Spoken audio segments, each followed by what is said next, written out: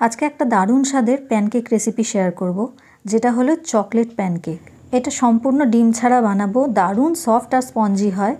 তো প্রথমে আমি একটা বাটির মধ্যে চকলেট প্যানকেকের ব্যাটার গুলে নিয়েছি। এই ব্যাটারের যা যা উপকরণ দিয়েছি সেগুলো উপকরণ এবং পরিমাপ সমেত ডেসক্রিপশন বক্সে দিয়ে দিয়েছি, সেখান থেকে আপনারা দেখে নিতে পারবেন। একটা ফ্রাই প্যানের মধ্যে অল্প বাটার ব্রাশ করে নিয়ে এক হাতা করে দিয়ে প্যানকেকগুলো তৈরি করে নিলাম।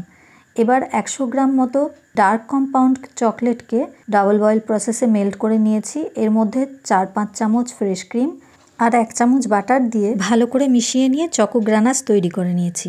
কয়েকটা প্যানকেক একসাথে রেখে ওপরে চেরি আর পেস্তা সাজিয়ে চকলেট সস ছড়িয়ে দিয়েছি। এটা সকালবেলা ব্রেকফাস্টে নানান রকম ফলের সাথেও সার্ভ করা যেতে পারে। বাচ্চা বড় সকলেই খেতে খুব ভালোবাসবে। আবার এর সাথে ভ্যানিলা আইসক্রিম দিয়ে বাড়িতে অতিথি এলে লাঞ্চ বা ডিনারের পরে ডেজার্ট হিসেবেও কিন্তু সার্ভ করতে পারেন। মাত্র 15 মিনিটে তৈরি হয়ে যায় এই দারুণ চকলেটি প্যানকেক। একদম সফট আর স্পঞ্জি এই চকলেট প্যানকেকগুলো যখন চকলেট গ্রানাস আর ভ্যানিলা আইসক্রিমের সাথে সার্ভ করা হয়, দারুণ ইয়াম্মি লাগে।